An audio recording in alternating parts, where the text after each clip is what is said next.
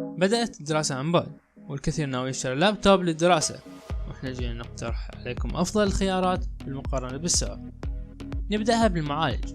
خيارات المعالج بتكون من طرف انتل: الاي 7 للتصميم والمونتاج، الاي 3 للتصفح، والاي 5 لبرامج الاوفيس والمونتاج الخفيف. نختار الاي 5 لأفضليته عليها.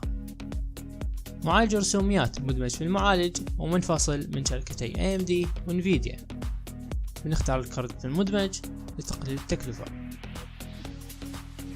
الذاكرة العشوائية أو الرام: 8 جيجا بايت للاستخدام العادي، 16 فما فوق لاستخدام برامج التصميم والمونتاج، 4 غير قابل للاستخدام.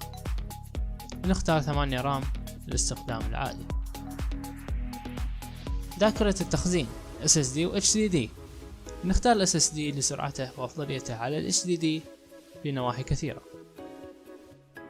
حجم الشاشة 13 إنش صغير وخفيف، 15 إنش شاشة أكبر، مواصفات أعلى متاحة، 17 إنش شاشة أكبر وتبريد أفضل.